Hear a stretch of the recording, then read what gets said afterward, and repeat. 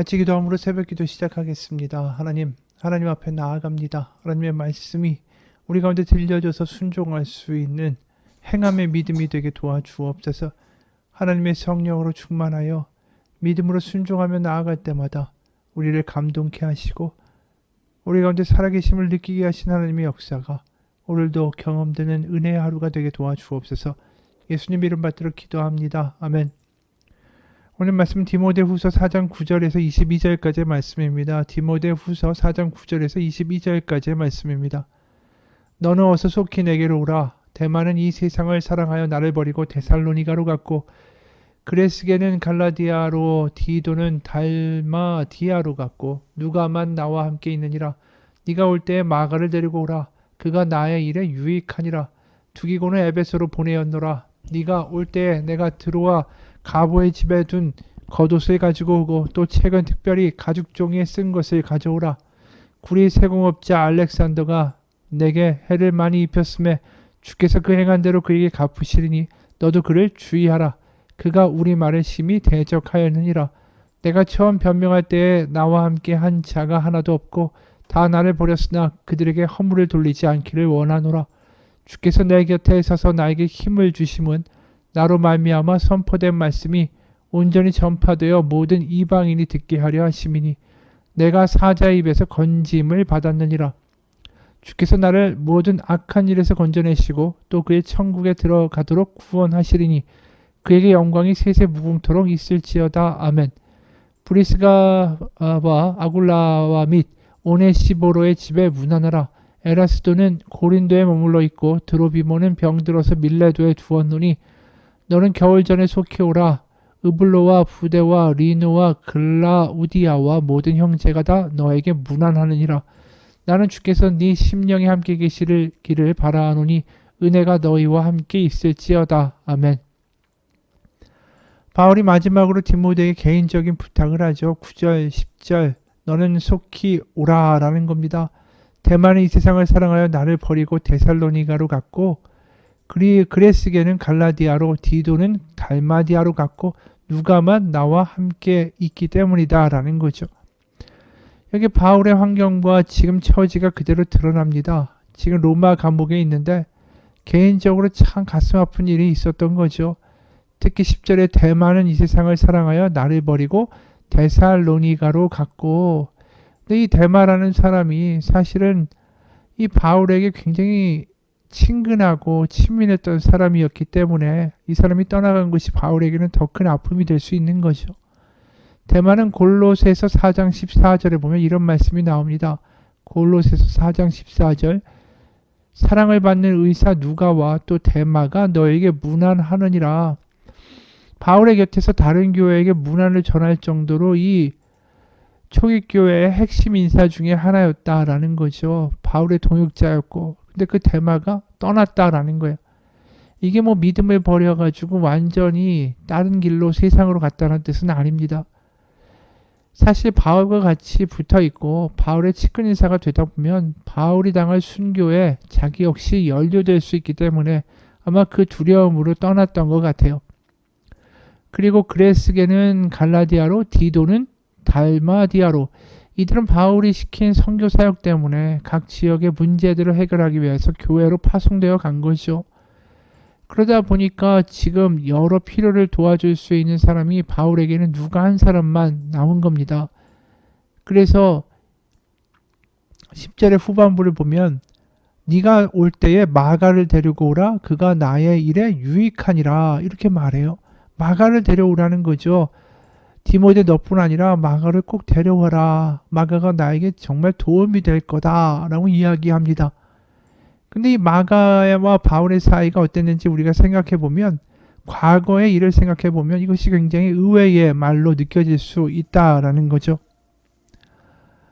왜냐하면 이 마가가 이런 일을 경험했습니다.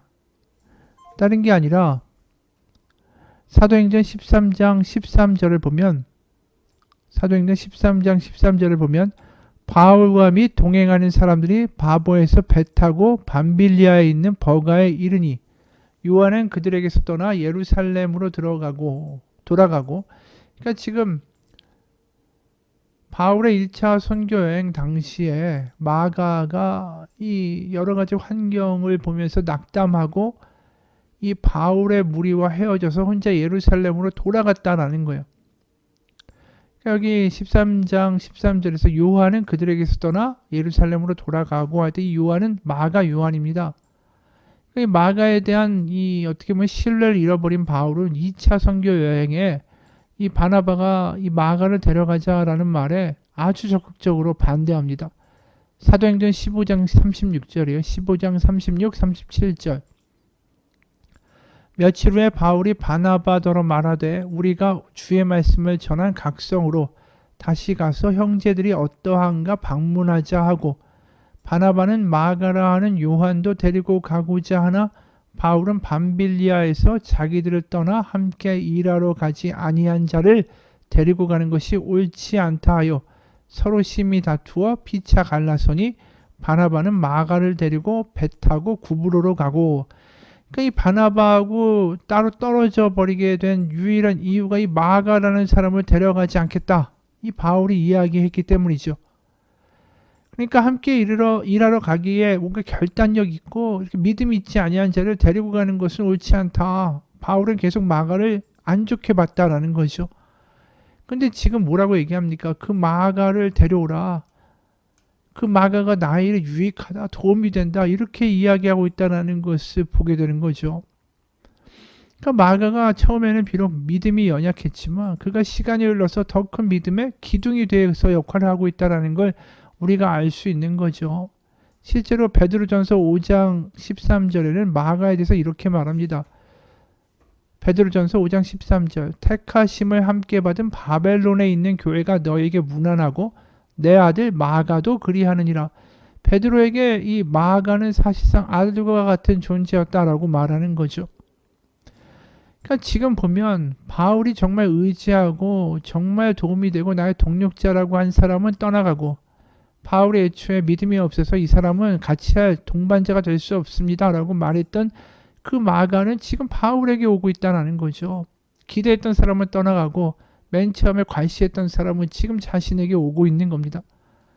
바울 역시 사람이라는 거죠. 자신이 마가를 보면서 믿음이 적은 자라고 평가하고 반대로 이 대마란 사람은 믿음의 동력자가 될 만한 사람이라고 믿었던 거예요. 하지만 지금의 상황은 바울이 바라보고 생각했던 것과는 반대로 펼쳐지고 있다는 겁니다. 그 누구도 사람을 쉽게 평가할 수는 없죠. 우리는 하나님이 아니기 때문입니다. 우리가 보기에 저 사람 믿음 있다, 저 사람 믿음 없다 이렇게 정할 수가 없다는 거죠. 그래서 바울이 이렇게 말하는 거 아닙니까? 16절에 내가 처음 변명할 때에 나와 함께 한 자가 하나도 없고 다 나를 버렸으나 그들에게 허물을 돌리지 않기를 원하노라. 이 이야기는 뭡니까? 지금 나하고 함께 안 하고 다 떠났다고 하지만 그들도 언제든지 하나님 앞에 믿음이 회복돼서 쓰임받을 수 있는 사람들이 될 거라는 걸 알기 때문이죠.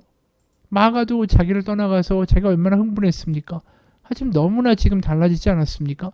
그러니까 지금 자기를 떠났다고 해서 그게 문제가 안 된다라는 거예요. 그들이 하나님 안에서 얼마든지 달라질 수 있기 때문에. 그래서 그는 그 사람들을 평가하고 믿음이 있다 없다가 아니라 나는 주님만 바라본다. 주님이 내 곁에 계시는 것을 바라볼 뿐이다. 이렇게 말하는 거예요. 17절. 주께서 내 곁에 서서 나에게 힘을 주심은 나로 말미암아 선포된 말씀이 온전히 전파되어 모든 이방인이 듣게 하려 하심이니 여기에 뭐라고 말씀합니까? 주께서 내 곁에 서서 나에게 힘을 주신다. 내가 감옥에 갇혀 있고 결국 순교를 하게 된다 할지라도 주님만은 나의 곁에서 영원히 떠나지 아니하시고 나에게 힘 주시고 함께 하신다. 내가 그걸 경험하고 있다. 그래서 18절 주께서 나를 모든 악한 일에서 건져내시고 또 그의 천국에 들어가도록 구원하시리니 그에게 영광이 세세 무궁토록 있을지어다 하면 이 노년의 사도의 믿음이 완전히 달라졌죠. 전에는 굉장히 뜨겁고 분명하고 칼 같은 사람이었어요. 마가를 보면서 단칼에 너 믿음 없다, 저런 작자하고는 같이 갈 수 없다 쳐내버리고 하나님의 어떤 사역을 반대하는 사람에게는 심각한 저주도 퍼부었던 사람이에요. 사도행전 13장 10절 11절 13장 10절 11절이에요. 너 속임수와 악행으로 가득 찬 악마의 자식아, 모든 정의 원수야, 너는 주님의 바른 길을 굽게 하는 짓을 그치지 못하겠느냐? 보아라, 이제 주님의 손이 너를 내리칠 것이니 눈이 멀어서 얼마 동안 햇빛을 보지 못할 것이다. 참 입이 얼마나 무섭습니까? 악행으로 가득 찬 악마의 자식아. 정의 원수야. 그런 그가 얼마나 많이 변했습니까? 자신을 떠나간 사람들을 뭐라고 이야기하지 않습니다. 오직 내 곁에 계신 주님만 바라보며 나는 그 일을 감당하고 주님은 나를 결국 영생 천국까지 인도하실 것을 믿습니다. 이렇게만 얘기할 뿐이에요. 마치 정말 어떤 모습이냐 하면은 율법을 지키던 그 철두철미한 바리새인의 그 모습이 여전히 남아서 그렇게 정죄하던 그가 이제 모든 사람을 포용하고 견디고 참고 기다려주는 사람으로 변했다라는 것이죠. 마치 예수님이 12제자들이 예수님을 배반하고 다 떠났을 때 그들을 탓하거나 비난하거나 믿음이 없다라고 하시지 않는 것처럼 이제 혼자가 돼버린 바울은 그 누구도 탓하지 않습니다.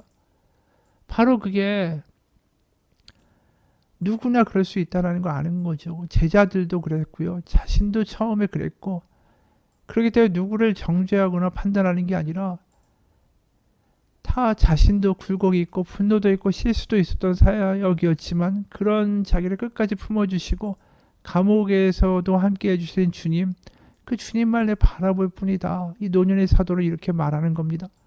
그러면서 마지막으로 문안 인사를 잊지 않죠. 지금도 자신을 위해 눈물의 중보기도를 하고 있을 사람들의 얼굴이 떠오르기 때문입니다. 19절에 브리스가와 아굴라와 및 오네시보의 집에 문안하라. 그리고 마지막으로 21절에 이런 말이 굉장히 눈에 띄어요. 너는 겨울 전에 어서 오라. 우블로와 부데와 리노와 글라우디아와 모든 형제가 다 너에게 문안하느니라. 여기 나와 있는 4명의 사람의 이 정체가 뭔지 모르겠어요. 그런데 앞서 16절에 이런 말씀이 있었죠. 내가 처음 변명할 때 나와 함께 한 자가 하나도 없고 다 나를 버렸으나 그들에게 허물을 돌리지 않기를 원하노라. 이 말을 한 거 보면 지금 4명, 그 형제라고 부르는 4명 역시 바울을 떠난 사람일 것 같아요. 왜냐하면 하나도 없다고 그랬잖아요. 지금 나와 함께 한 자가 누가 웬 하나도 없다라고 그랬어요. 그럼에도 불구하고 이들의 이름을 적어서 편지를 디모데에게 보내는 겁니다. 그걸 보면 뭐냐 하면 바울이 이제 정말 어떤 사람이든 다 비난하기보다는 포용하고 조금이라도 돌아올 수 있다면 견디고 참는 사람으로 변화됐다라는 걸 증거로 보여주는 거죠. 여러분, 우리는 아는 게 없습니다. 누구를 평가할 수 있는 존재가 아니에요. 상대방의 믿음에 대해서 믿음이 없다, 믿음이 좋다 쉽게 판단하지 마십시오. 작가 박완서가 이런 글을 썼습니다. 유쾌하게 저녁 식사를 마치고 귀가했는데 갑자기 허리가 뻐근했다. 자고 일어나면 낫겠거니 대수롭지 않게 여겼는데 웬걸 아침에는 침대에서 일어나기조차 힘들었다. 그러자 하룻밤 사이에 사소한 일들이 굉장한 일로 바뀌어버렸다. 세면대에서 허리를 굽혀 세수하기, 바닥에 떨어진 물건을 줍기, 양말을 신기, 기침하는 일, 앉았다가 일어서는 일이 내게는 더 이상 쉬운 일이 아니었다. 언제까지나 내 마음대로 될 줄 알았던 나의 몸이 이렇게 기습적으로 반란을 일으킬 줄은 예상조차 못했던 터라 어쩔 줄 몰라 쩔쩔매는 중이다. 얼마 전에는 젊은 날에 윗분으로 모셨던 분의 병문안을 다녀왔다. 몇 년에 걸쳐 점점 건강이 나빠져 이제 그분이 자기 힘으로 할 수 있는 것은 눈을 깜빡거리는 정도에 불과했다. 예민한 감성과 날카로운 직관력으로 명성을 날리던 분의 그런 모습을 마주하고 있으려니 한때에 빛나던 재능도 다 소용이 없구나 싶어 서글픈 마음이 들었다. 돌아오면서 지금 저분이 가장 원하는 게 뭘까 생각해봤다. 혼자서 일어나고 좋아하는 사람들과 웃고 이야기하고 함께 식사하고 산책하는 것 같은 아주 사소한 일이 아닐까. 이분이 아파 보니까 달라 보이는 거죠. 다른 사람들의 아픔도 다른 사람들의 힘듦도 다 보이기 시작하는 거예요. 여러분, 우리는 상대방의 어떠한 상황과 아픔을 다 알 수 있는 존재가 아닙니다. 우리가 그런데 어떻게 누구의 믿음을 평가하겠어요? 나도 그렇게 약한데 내 스스로도 나를 모르는데. 여러분, 그저 내 믿음 지키는 거 그거 하나라도 큰일입니다. 바울은 이제 다른 사람들을 평가하지 않습니다. 그저 지금 그 어려운 처지에 있는 하지만 그곳에 함께 하시는 주님을 바라보며 느끼고 살아갈 뿐이죠. 그게 우리의 믿음이 되기를 원합니다. 같이 기도하겠습니다. 하나님, 누구의 믿음이 있다 없다 평가하는 교만한 자리가 아니라 얼마든지 그 어떤 사람도 변화시킬 수 있는 하나님의 능력을 믿는 사람이 되고 싶습니다. 누구를 평가하면서 그것 때문에 화나고 분노하는 자가 아니라 주님만 바라보며 주님, 우리와 함께 계신 주님과 함께 살아가는 믿음의 사람이 되기 원합니다. 오늘도 누구를 보며 흥분하고 평가하기보다 주님만 바라보며 걸어가는 순종의 인생, 하나님으로 만족하는 인생, 그곳에 성령이 함께 하시는 은혜의 하루가 되게 도와주옵소서. 예수님의 이름 받들어 기도합니다. 아멘.